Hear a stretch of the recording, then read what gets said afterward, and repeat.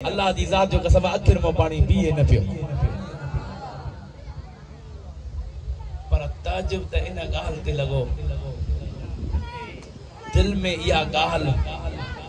हले पई त गुलमन शाह 15-20 ॾींहंनि जे रहण वारे के एतिरो मदीनो प्यारो आ जो तड़पे थो पर जॾहिं इमाम हुसैन मदीनो छॾियो हूंदो उन्हनि जे दिल वटां छा न गुज़रियो हूंदो मदीनो छॾण ॾाढो ॾुखियो तॾहिं आशिक़ चयो जॾहिं मुल्क मदीने खां वापस महबूब रवाना थियासीं सरदार पोरो ही विठासीं सुभान अल्लाह जॾहिं मुल्क मदीने खां वापस महबूब रवाना थियासीं सरदार पोरो ही विठासीं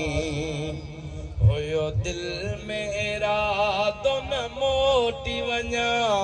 पर यार यको न रहियासीं सरदार पोरो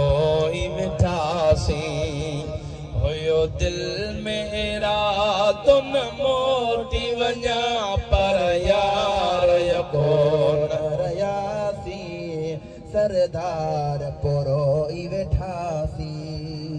अकड़ने खारा कुछ दूर थियो तभी सा मुझे में हुजूर हुयो अकड़ने खारा कुछ दूर थियो तभी सा मुझे में हुजूर हुयो भयो तन मन तड़पे दिल परले भयो तन मन तड़पे दिल परले ज़रे घट वञी यार मुआसी सरदार पोरो ही वेठासीं जॾहिं मुल्क मदीने खां वापस महबूब रवाना थियासीं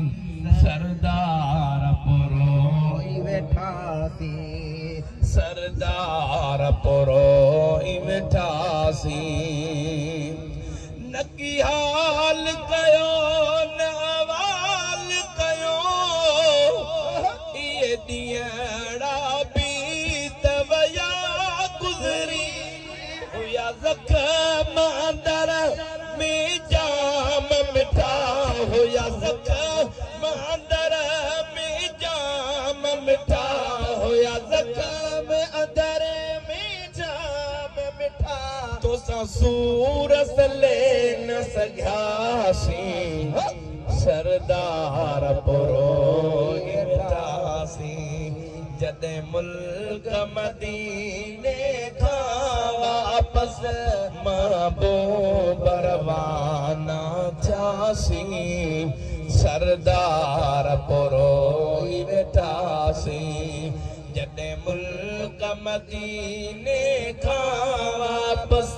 महबूब रवाना थियासीं सरदार पोरो ही वेठासीं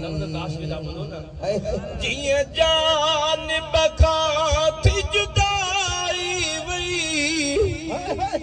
ॾाढी दिलड़ी उदास बि आई थी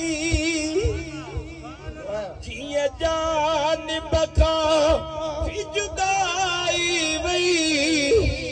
ॾाढी दिलड़ी उदास बि आई थी सॼी वाट सजण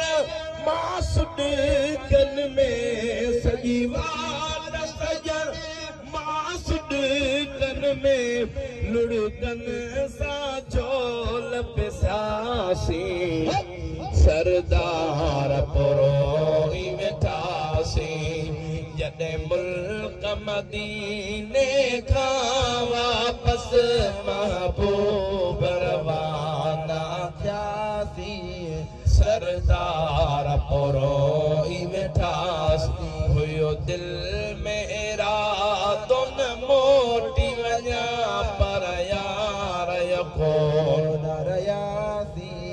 सरदार पोरोई बैठा सी अज वरण ज़ाहिद शिजियार वयो नंढ पिण खपरीअ सां प्यार हुयो दिलदार जो मिठड़ो देस छॾे दिलदार जो मिठड़ो देस छॾे दिलदार जो मिठड़ो देस छॾे दिलदार जो मिठड़ो देस छॾे उछगारू ढई तरनासी सरदार पोरोई वेठासी जॾहिं मुल्क मदीने खां वापस महबूब रवाना थियासी सरदार पोरोई वेठासी हुयो दिल मेरा तो न मोटी वञा पर यार यको